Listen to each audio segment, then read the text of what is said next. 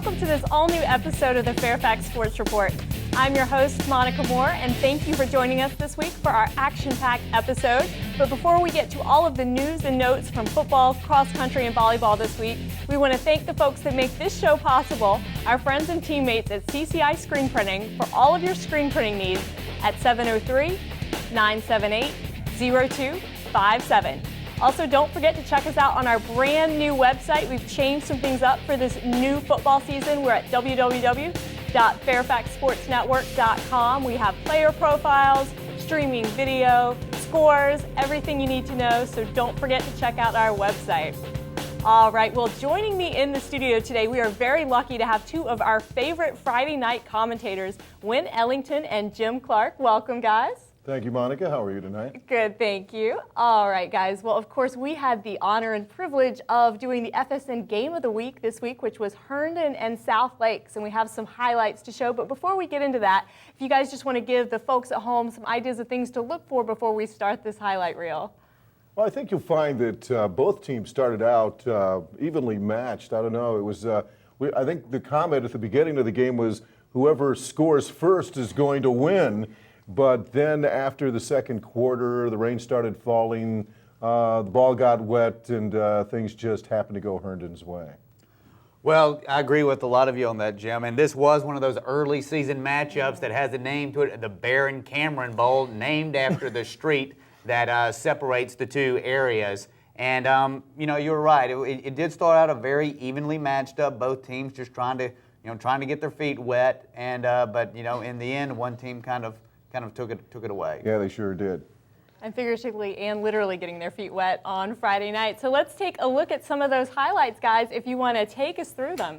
All right, there you see Herndon with the first touchdown of the game. That was their quarterback, Zach Osick. And then here is the following kickoff.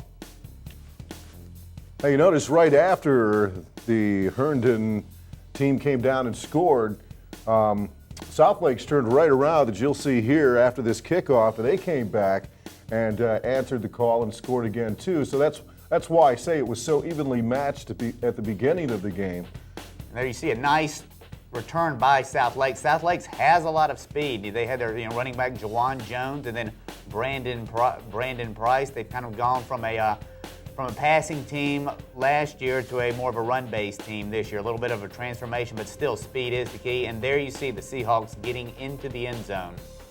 And then the following kickoff. Here was a nice run back. In fact, he almost broke it loose here. Yeah, Herndon has a lot of speed as well. So we saw a lot of their players, Devin, Thompson, who really just has lit it up for them already this season.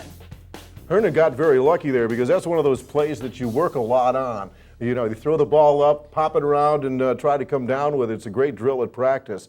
And here is an interception by Herndon, which turned things around by South Lakes. Herndon couldn't get to the end zone.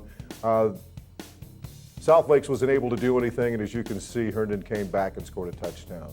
Well, there was the South Lake quarterback. He was under pressure. He's under pressure a lot all night, and then he threw that interception. Several interceptions by the Hornets defense. And then here's the Hornets getting on the rushing attack. A pretty good job rushing by Herndon. Some strong blocking. They got a big offensive line like they usually do.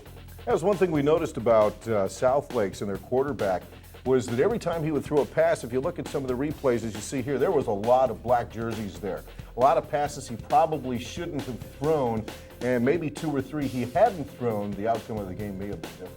Well, and particularly considering the fact that he had a dislocated shoulder, I think, from the week before, so he was playing injured. South Lake's quarterback there, Justin Zeller. But the Herndon defense, you just can't take anything away from them. They were impressive all night long, particularly with the Herndon secondary, which Coach Joe Schaefer had so many good things to say about after the game and at halftime. Well, you know, they keep preaching, get ready for the season, weight lift, do this, get ready. This is what happened because you'll see that Herndon was ready for the end of the game physically because South Lakes just in the fourth quarter just seemed to just drop apart. They didn't have the stamina that Herndon had. So I think that too was a great, the game was almost out of control at that point, but you can see where South Lakes was they were just worn towards the end of the game. Well, yeah, the South Lakes defense, I thought they had some great stands during the course of the game. very impressed with defensive end Quentin Forts. He's about 6'3", 220 pounds. He did a nice job of pressuring the passer and then following the direction of the plays as well. But you know, he was a great player, but his overall team just couldn't win the game. Well, and of course, Quentin Forts was the guy that blocked the Herndon kick as well for Southlake, so very impressive defensive effort. Sure, I think what happened is the defense was out so much that on the field that they just got tired. And there you see the final score. The Herndon Hornets victorious in the Baron Cameron Bowl over Southlake 27-6.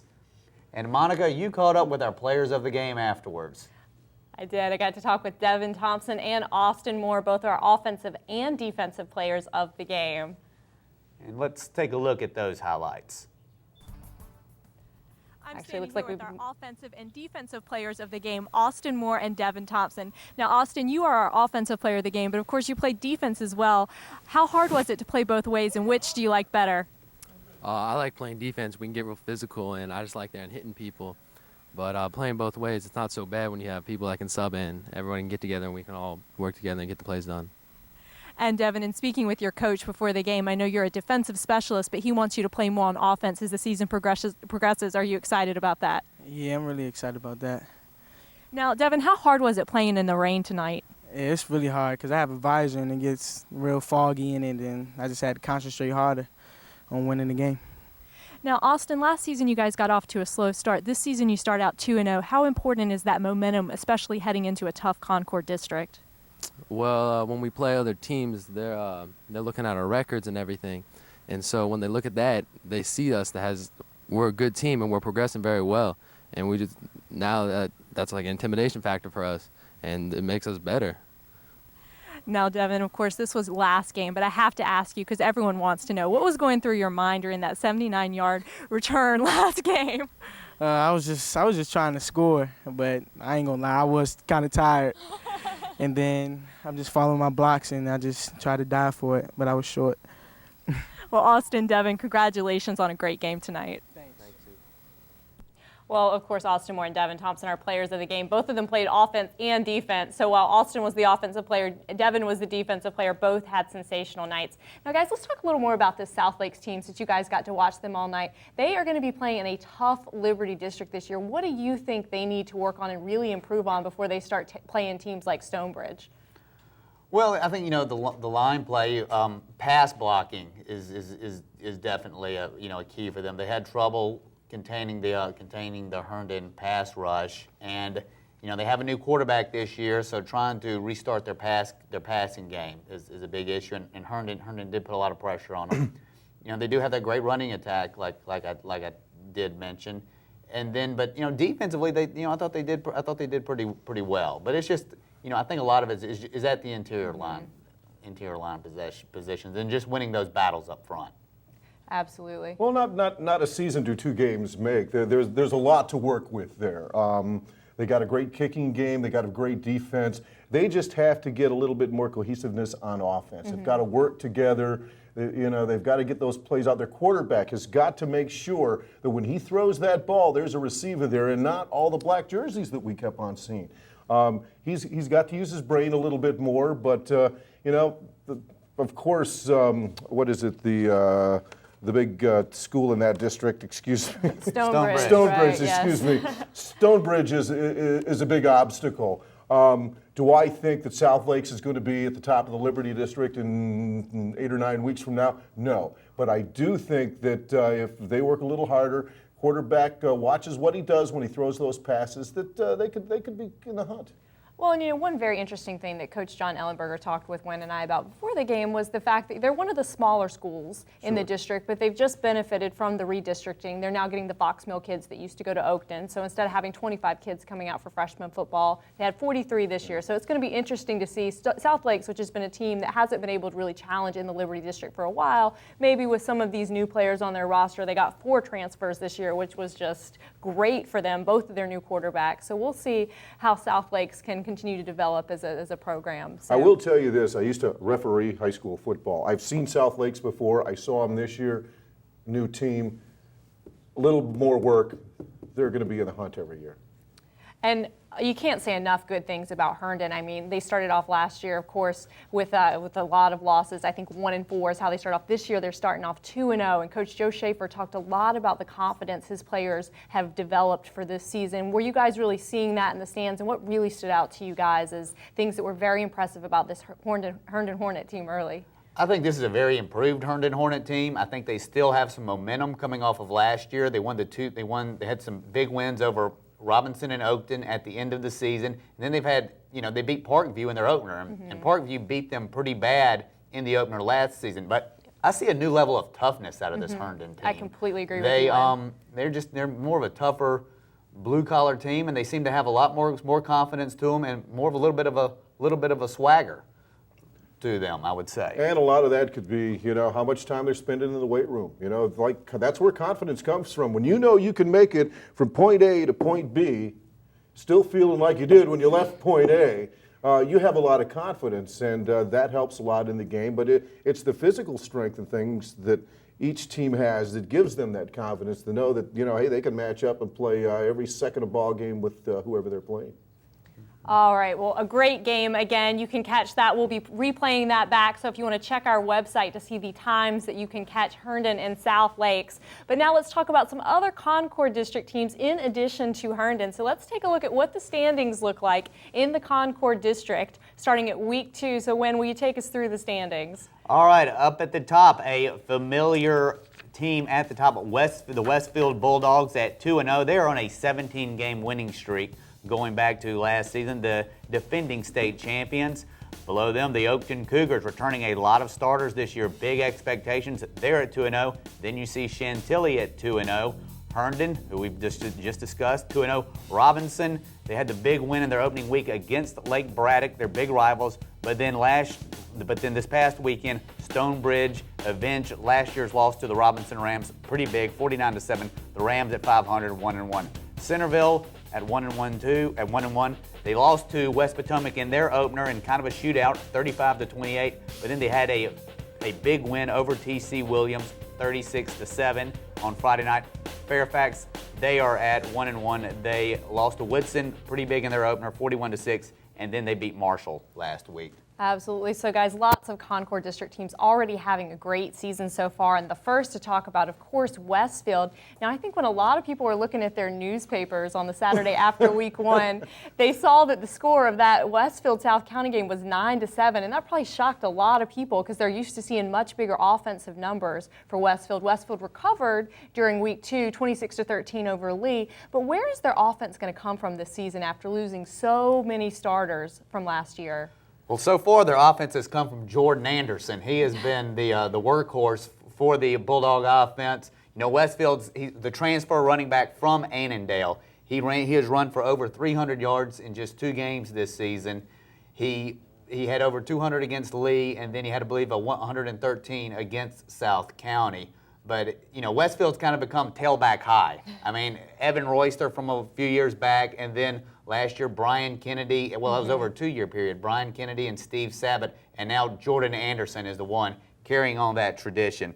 Their, quarterback Danny Fignac has played solidly, but just not to the level that we've seen the electrifying Bulldog passing offense yet. So it's kind of, a blue-collar, yes, scoring attack right now. But, once again, they're breaking in 17 new starters. It's what you expect. Hey, well, don't count South County out, okay, my friend? No, I'm not at all. I live down near there, so.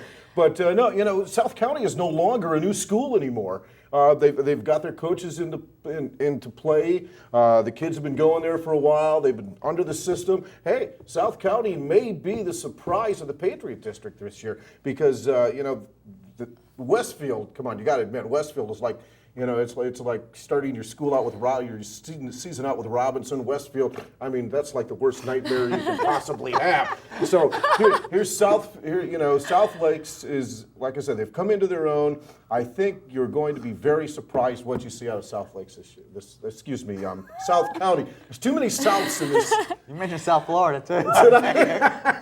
Well, wait till I get to South Louisiana, then we're way off track. Jim, you make a great point, though, because, I mean, we are talking about they only scored 9 points, but take nothing away from that South County team because they are such a quality There's a reason you don't score. opponent. There's a reason they only scored 9 points. And yes, exactly. So, great job by Pete Bendorf's team. But another great thing that this Westfield team is really going to be relying on, I think, is their offensive line. And that's why you have the Jordan Andersons who are running for 200 yards against Lee, because you have Tyler Delph and Tyler Barfield returning, and they're the keys of that offense. And they also defensively, Westfield has been strong. So if they can just tune up the offense a little bit as Danny Fignac starts to get more comfortable, I think we'll start to see more of that Westfield team we're used to. Well, like I said, it's very early in the season. There are a lot of things are going to happen. Injuries, teams are going to fall by the wayside. Teams are going to move up. Like I said, that's what's fun about high school football is you never know. That's a great point.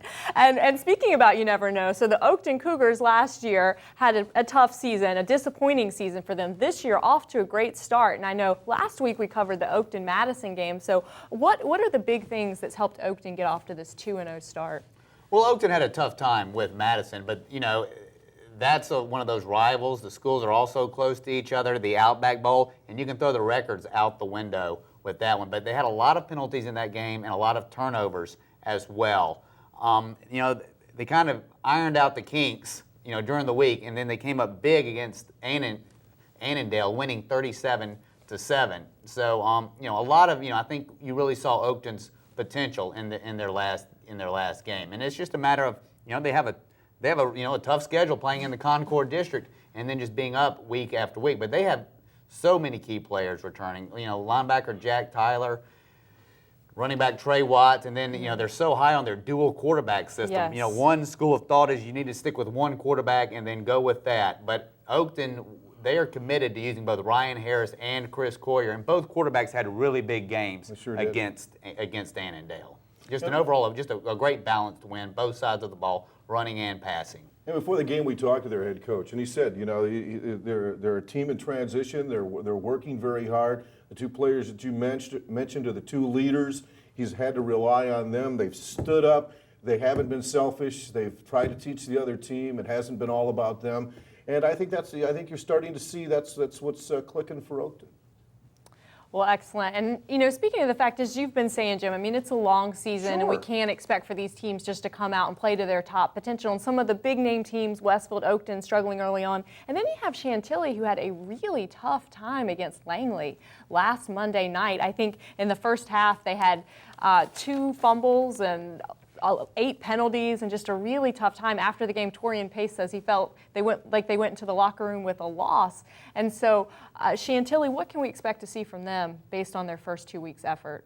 Well, I think you'll continue to see Chantilly playing Chantilly type ball. I mean, they're one of those just, run it up the gut type teams, and they have a running back to do it this year in Torian Pace. They had the dual running back system last year as well with Torian Pace and Antonio Cross. But Chantilly's always going to have those big linemen.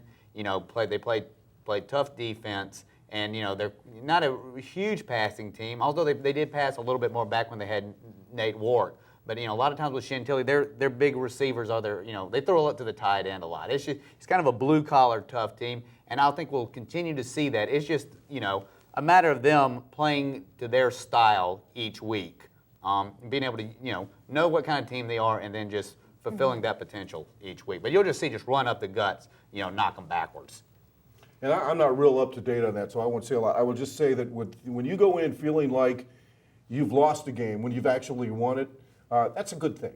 Because that means there's motivation for you next time you come out. Mistakes. Yeah. So many times you go in, hey, we won, you forget about it, blah blah blah. But you go in thinking that you've made mistakes, you've got to get better, or the mistakes are only going to get worse. Knowing that you're way ahead of the game. And that's a great point, Jim, because, as they get ready to head into the Concord District, those mistakes they made against Langley will, turn into things that they do correctly later on. So Mike Lawley has to be happy they got out of there with a win, and we'll see how they continue to progress. But so that's the Concord District for us. But before we leave the Concord District, we want to talk about this week's Concord District Player of the Week, and it's one that we got to see a lot of on Friday night. Defensive back Devin Thompson from Herndon Jr. He had a 79-yard punt return against Parkview, which was the highlight of that game and certainly what got the Hornets kick-started in that game. This year, he's primarily playing defense, but Coach Joe Schaefer wants to also have him playing on offense, so player to keep your eyes on in the Concord District.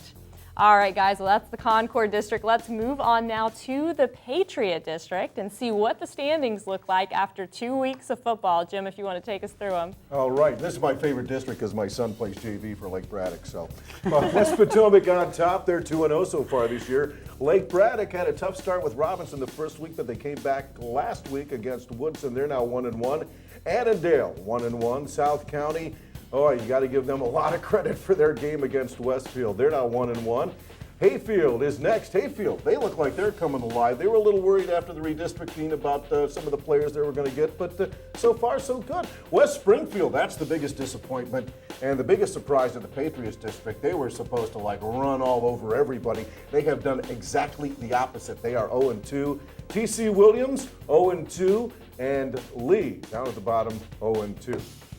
All right, well, Jim, you hit the nail on the head. The big question out of the Patriot District, what's wrong with the Spartans and what can they do to right this ship after the big 0-2 start? I don't know.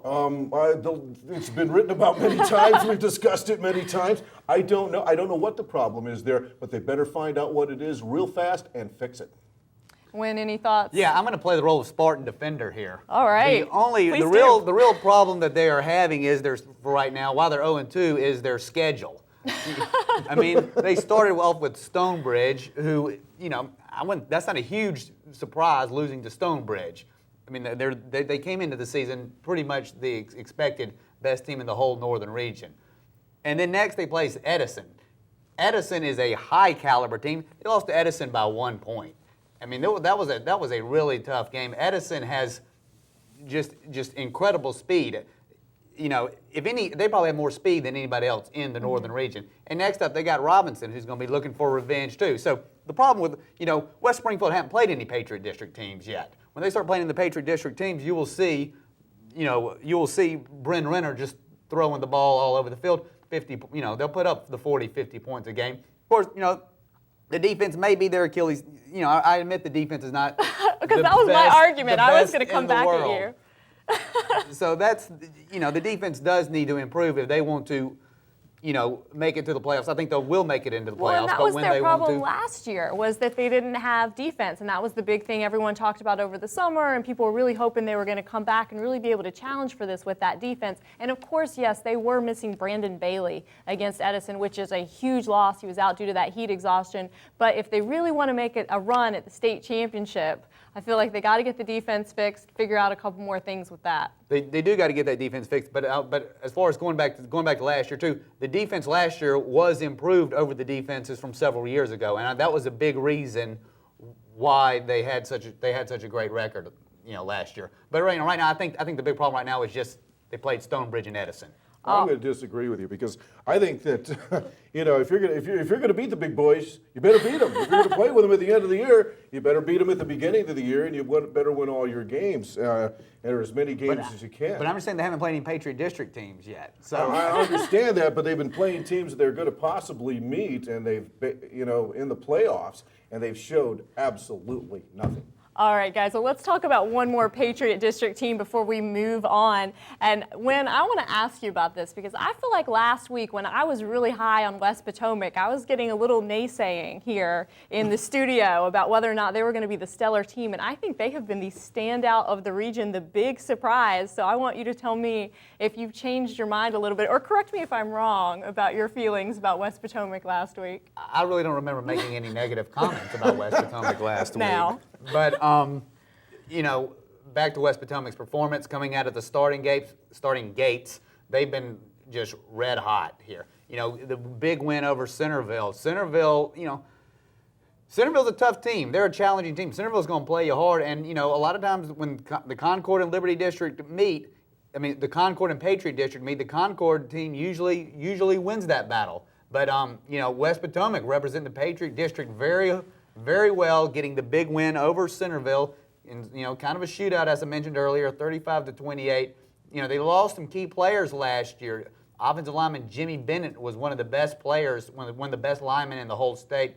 Also had a very good running back named Josh Wells. But they seem to have reloaded very well, and their players are stepping up and fulfilling Absolutely. their responsibilities. And Coach Eric Henderson seems very excited about that. And let's talk about one of those players, our Patriot District Player of the Week.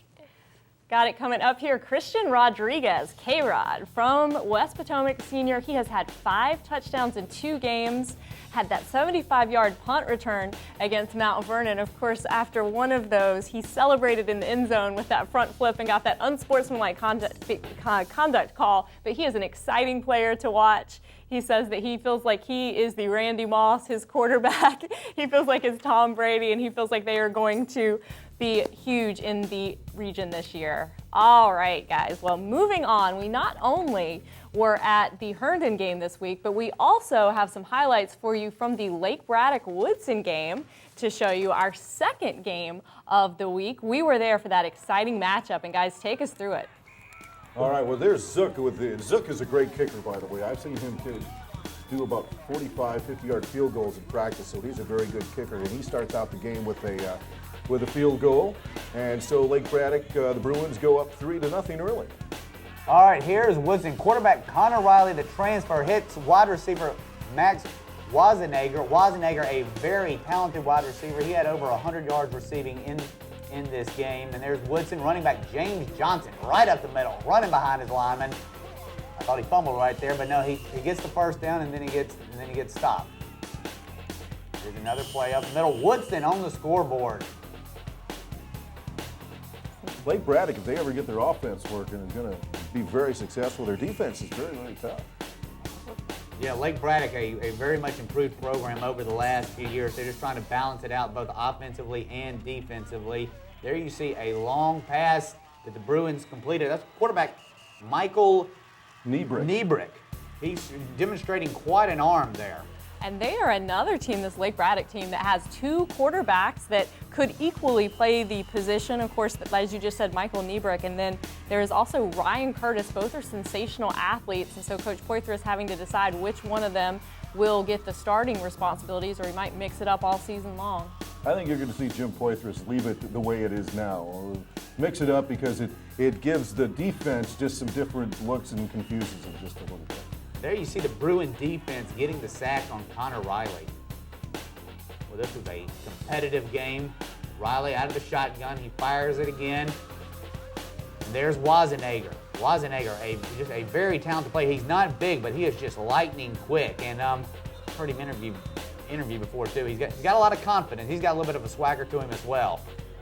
Well, he's been huge for Woodson all season long. In their opening game against Fairfax, he had 4 touchdowns, and another thing about him, he was kicking their points after touchdowns, so he had 3 out of 4 of those against Fairfax, so he's kind of one of those kids that can just do everything that you possibly need them to do. There you see our halftime score with Woodson leading 14-9. Cavaliers back on offense, going for the option there. Moving the ball. That was Sam Burt, another one of their sensational players. I think he was on our players to watch list for the season this year. It looks to be Johnson again, just real strong runner. There's Woodson just moving the ball on Lake Braddock. Cavaliers still trying to execute the drive, and they get in the end zone and add to their lead. And here I think is where they go for 2. I'm not mistaken. And now there's the band. Of course, they have one of the best fight songs of Fairfax County Schools, which is the Michigan fight song, by the way. I thought I'd throw that in. Here you go. Here's Lake Braddock. There is Newbrick. He's quite the scrambler. Yeah, and of course, one thing about those 2 quarterbacks, both of them kind of struggled during their first week matchup against Robinson, but then they were just absolutely sensational in this Woodson game. Both of them, and both are playmakers. Both of them can play other positions. In fact, Coach Poythress has said that Curtis is his big playmaker. They're looking for huge things out of him this season. And of course, Lake Braddock lost Shane Halley last year, and so it's been an open question as to who's going to step up for them at that position. You see both teams just kind of going back and forth. Lake Braddock getting into the end zone. And is that where they're going for 2? Yeah, That was when they were going that for was two. when they were going for two. That's when it failed. And so we've got a 20-15 ball game. The Cavaliers on top. All right, here we are going into the fourth quarter. And there's a long pass. The Bruins complete it. Lake Braddock's trying to take the lead. They get the first down deep in Cavalier territory. Newbrick back again.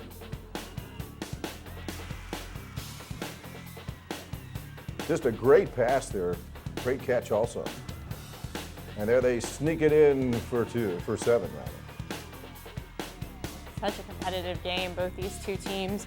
You know, just a hard-fought battle. So many highlights, right? Because so many things to show you from what all happened there. And you can't see it right now, but of course the rain was just coming down thanks to Tropical Storm Hannah, but the players just fighting it out to the end here. There's the two-point conversion, and they got it, and that is what was the Here's made the Woodson difference. trying to get on the scoreboard. Hail Mary. And is... Oh, yeah, that's when he caught it. But there was a flag. Such a heartbreaker right there for W.T. Woodson. Connor Try it Riley again. going to try it again. Intercepted. Huge play right there for Lake Braddock. Oh, here's the intentional safety by the Bruins. What I believe they're trying to run out more time. Woodson was out of timeouts at this point, and this is just in the, I believe, around a minute left to go in the ball game. I don't understand why he ran all the way over the side. He just could have gone out the back and had no problem whatsoever. Here we are, 16 seconds left. Lake Braddock leading 23-22. Woodson going for a Doug Flutie-like There's the miracle. penalty. There's the penalty. And the long, that's incomplete. Woodson gets another shot at it. Riley under pressure. He heaves it downfield. Lake Braddock comes up with another interception to seal the deal. The Purple Gang finally, or actually does it again. So I call them the Purple Gang because they have all brand new uniforms this year, Lake Braddock. They're beautiful, but wait till you try to read the numbers. I look forward to that challenge. Here with the winners of the game. It's a rainy one, but they still pulled it out. I have Jim Poitras here, the coach of Braddock Bruins. Tell me, how did you all pull it out at the end? Well, I'm not really sure. I say we just had to do something else. We weren't running the ball very well, so we spread it out, and we let Mr. Newbrick there throw it around the yard, and he did a great job and led us to victory. Okay, what did you all tell the players fourth quarter? Because you all really ended up getting a lot of energy and pulling the game out at the end. Quite frankly, there is no secret. We just said, keep playing hard, something good's going to happen. And that's a belief we preach to the kids all the time. And tonight, for a young team, it was a great lesson because in the future, they'll play 4 quarters the whole time. Okay, now this wasn't a away game for you, but you had a lot of fans here. Do you think that helped at all? I'm sure it did. I mean, I'm in my own zone, and I'm nervous Nelly anyway, so didn't really affect me, but I think the kids really feed off of that, so it's great. The Lake Braddock kids are very supportive of the team. Well, congratulations on the win. Thank you very much. Going to turn it over here. We have the player of the game, Michael Newbrick. Now, you had 2 touchdowns, one of which was right at the fourth quarter, which ended up being the winning touchdown for the game. How does that make you feel? It's great. Our line did a great job blocking the whole way down. It was a great drive. And especially, as Coach said, with a young team, it was good to get that last fourth quarter drive in. Okay. Now, you all were down most of the game. So what was the turning point to put the momentum on your side of the field? I think when we came down for that touchdown, when we were losing, and then we came up and came for the win, I think that really turned the momentum, and that really shut down Woodson's defense, and we just got it. Well, congratulations, and go get dry. Thank you. Thank you. All right, there's the final 23-22, Lake Braddock. I got to tell you, Jim Poitras, the coach at Lake Braddock, has got to be one of the nicest, funniest people you'll ever meet in your life. Well, Jim, you seem to have the inside knowledge here about this Lake Braddock team. So what are the big keys for them this year? Lake Braddock's biggest enemy is Lake Braddock. I hate to say it, I love those guys, but they make some mistakes.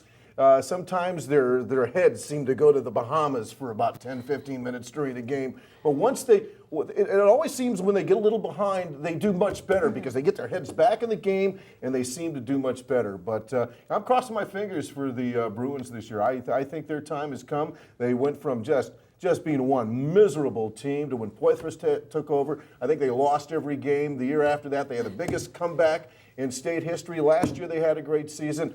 I'm pulling for my team, the Bruins. Go Bruins! All right, well, we are going to take a quick break, and when we come back, we will have the volleyball report. All right, welcome back. Now it is time for one of my favorite segments of the show that focuses on one of my favorite sports, the volleyball report.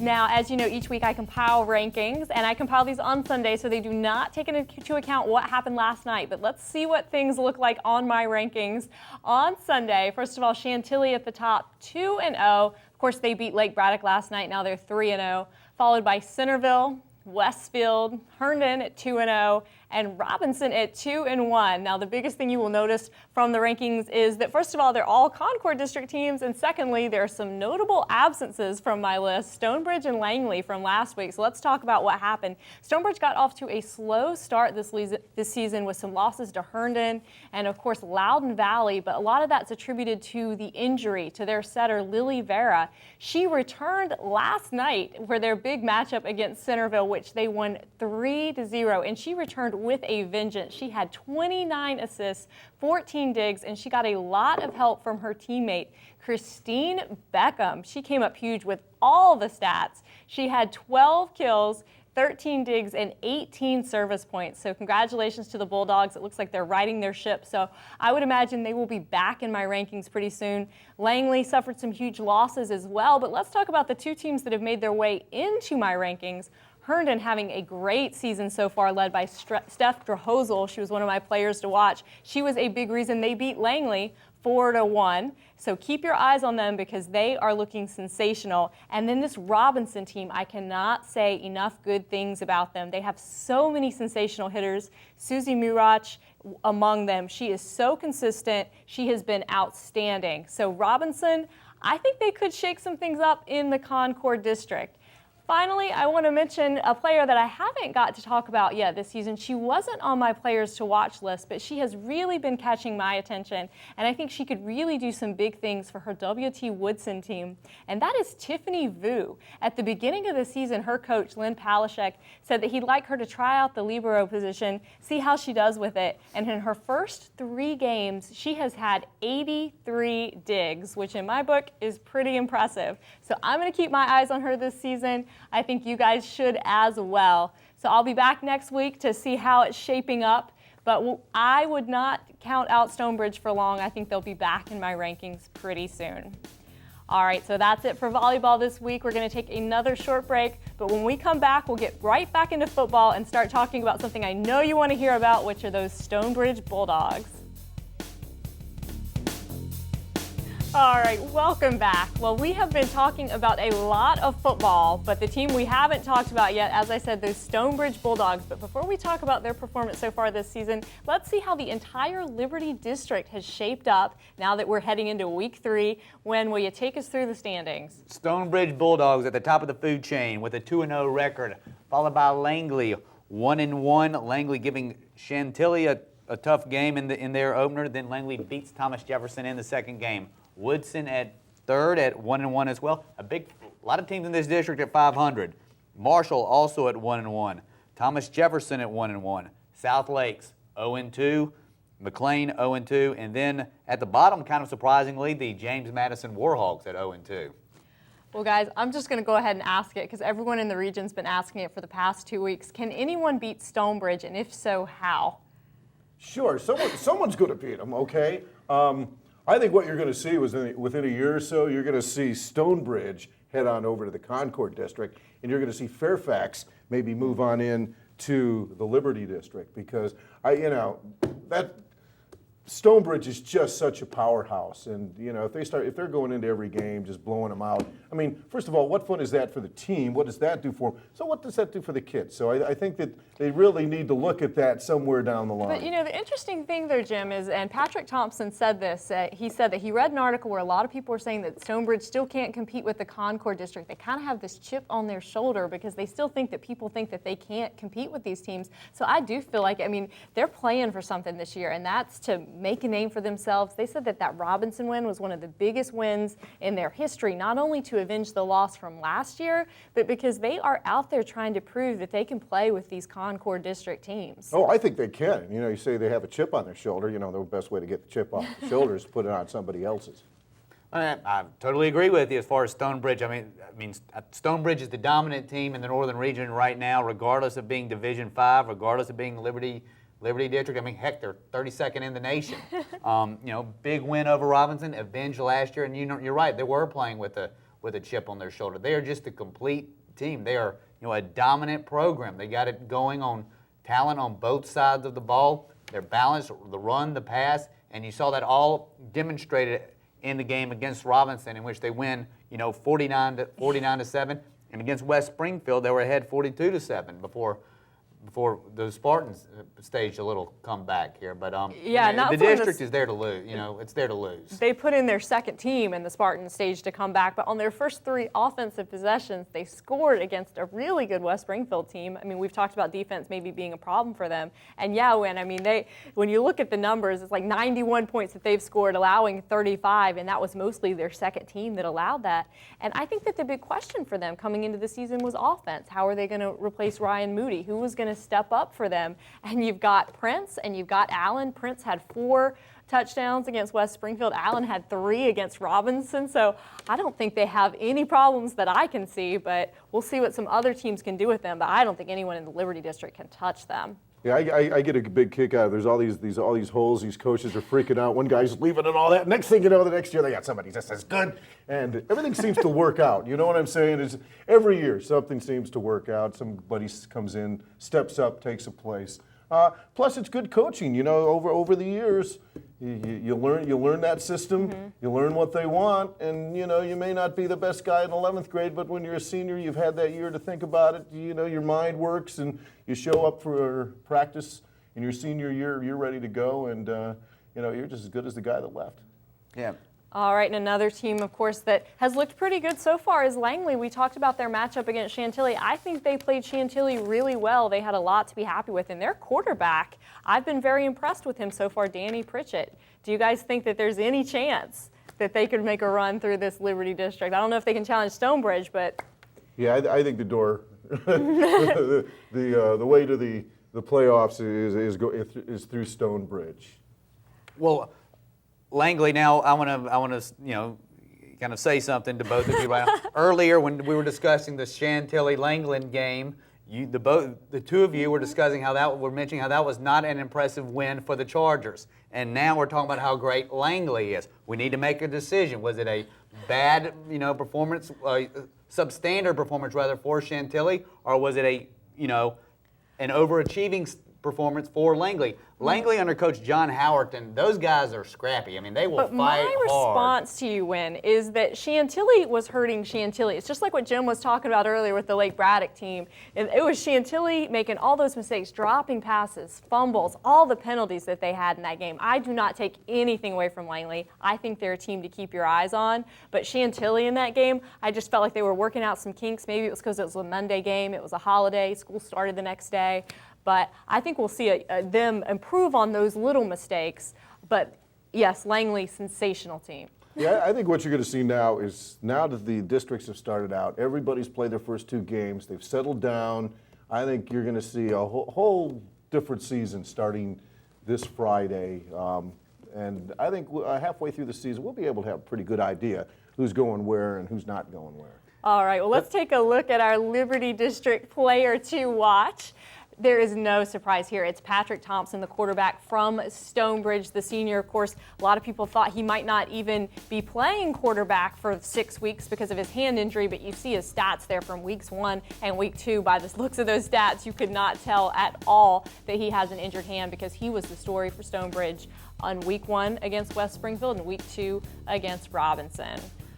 I want to say something else about Langley. I just want to say the name Bo Butcher. They're a big offensive lineman. That is the best football name I've ever heard. You know, Langley has such a great tradition in terms of their line. Last year they had Will Wilson, who I think he's playing at West Point now, and now they got this Bo Butcher, 6'3", 305 pounds. I mean, that is the best. That is the best combination between size and a name I have ever heard. I love the name, Bo Butcher. And a little secret for those at home, Win, I really think you have a special place in your heart for linemen because you're always telling me about the offensive linemen, telling me to put more of them on the players to watch list. So I think Win has a special place in his heart for the offensive line. Well, I'll tell you what, I do too, because that's where the game's played. That is the most fun on a football field. Everybody else is watching the guy go out for a pass, or the most fun is right in the middle of the line. All right, well, guys, speaking of really sensational teams, let's move on to the National District. Take a look at what the National District looks like at this juncture of the season. So Edison on top, 2-0, followed by Yorktown, also undefeated, and then Mount Vernon, Stewart, Washington, and Lee, 1-1, Falls Church, and Wakefield, 0-2. So, guys, let's talk about Edison. We have the game of the week this week with Edison, and they have been impressive. Yes, Edison, very impressive. Speed is a tradition with them. They got it all over the place. Corey Washington, his brother Christian Washington, they're returning kickoffs and punts for touchdowns. And Angus Harper, the talented running back for the Eagles. Haywood, another, he returned a punt off for a touchdown. They got speedsters all over the field. And their quarterback this year, Levi Barber, he is also a weapon. The brother of Ben Barber, who's at Virginia Tech right now. But Edison gets that 1-point win over West Springfield, a great game. Edison and South County is going to be a great game too. Edison pretty much dominated it last year, but if y'all mentioned before, South County will put up a good fight. They're going to be out. I think they're going to be out to prove something as well, and we're going to have an exciting matchup for our game of the week. All right, guys. Well, before we move on from the National District, we have to congratulate Stewart. They had a huge win this week, breaking their 25-game losing streak. They beat McLean, and our player of the week this week for the National District is from that team, Chris Goslin, a senior. He was asked before that game by his coaching staff to play quarterback, a new position for him.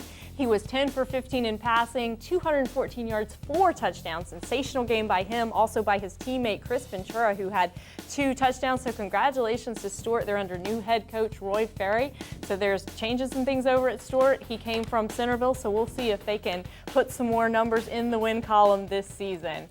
All right, guys, but now let's take a look at our FSN top 10 rankings for this week. Run through them really quickly.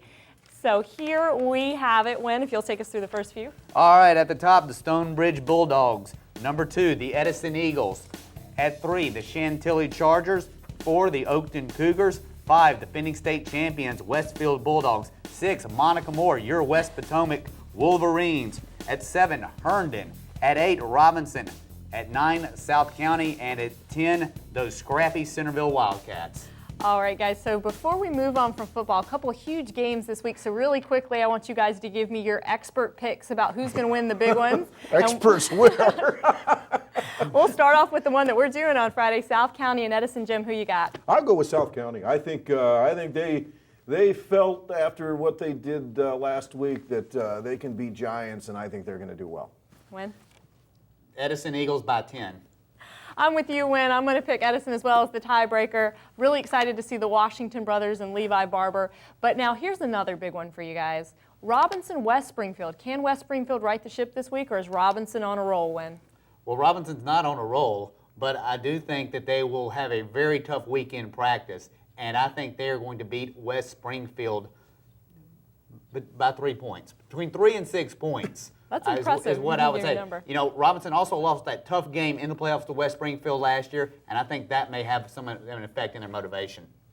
I'll go along where I think Robinson will win the game because I think West Springfield has some problems, and I think it's a lot deeper than we'll be able to see. But Robinson is not the team that they have been over the years. They've got some things they've got to correct, but I think Robinson will win that game.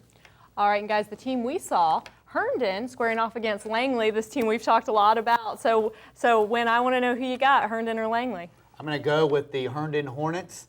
It may be that pick may be a little bit biased since I've seen Herndon play this year, but I'm going to stick with Herndon. Herndon's going to be 3-0 at the end of this weekend. Jim, you've seen Herndon I'm as going well. to go with Langley. I saw Herndon play. I think, like I said, they're a strong team. They've got to get a little bit more cohesive. But I think I'm going to give it to Langley. I think Langley's going to come and sting him this weekend. All right, and last one for good measure, Yorktown and West Potomac. Jim, who you got? That's. I'll let even Wynn could get that. It's going to be West Potomac, right, Wynn? It's going to be West Potomac, but look out, Yorktown had a big win over I agree Madison, with you. so I agree with you. don't knock the Patriots out of there. But I'm going to stay with West Potomac too, because I don't want you to say I told you so. I think that's going to be a good game. I'm going to pick my West Potomac team as well, but I think that's going to be a much better game than some people may be thinking. I think you cannot count out Yorktown. All right, guys. Well, so that is it for football this week. We'll be back with football next week. But now let's move on to another one of our favorite fall sports, and that's cross country. And some disappointing news this week on the cross country front, which I'll get to in just a minute. But there you have some scrimmage results that we've had. We didn't have the big meet this week we were supposed to have. So let's take a look. Jared Bergman. It's Berman, but we got that spelled a little wrong. From the Burke Lake meet, 15-28-18. The Degfay twins also very strong in that preseason scrimmage. Then from the other big preseason scrimmage, we have Ton Van Leuling there, as well as Logan Gates and Alex Whitco, some guys from Thomas Jefferson. And so those were the scrimmage results. The first three from the Burke Lake was, of course, Chantilly, Robinson, and Edison. And Jared Berman having a huge event there. He beat the Degfay twins. Of course, Leule is number 5 in the state. Tute is 9 in the state. But Berman shaved off 16 seconds from his performance at the Northern Region Championships last year. Very impressive from him. Big things to watch. And then, of course, Thomas Jefferson looking very strong, as always, in that Lake Fairfax Jubilee. Now, one thing I do want to say about the Chantilly meet is that Chris Foley didn't participate, so don't be shocked that you don't see his name there because he wasn't in that event, but he's looking strong this season as well. All right, now let's take a look at how some of the girls shaped up in those preseason scrimmages. No surprise, winning the field at Burke Lake was Leah DeValentin from Chantilly, followed very closely by Maya Hicks, and she is a young lady from Edison that I'm very excited to watch this season. She, of course, was second last year in the National District Championships, and she shaved off 21 seconds from her time there, finishing second. And then, of course, Kelly Kavanaugh rounding out the field from Robinson. Then at the other meet, of course, Harune Wijanaratne from Herndon, one of the girls that we think really could be the winner this year out of the Northern Region, followed by Sarah Stites from Thomas Jefferson and Lauren Shaw from Langley. And all of those teams on that list, teams that we're really expecting big things from. And one note that I do want to make about comparing those lists, those courses are not the same length. So when you're looking at those numbers, the Lake Fairfax is a little shorter. It's about 2.48 miles, whereas Burke Lake is 2.98 miles. So that's the difference there.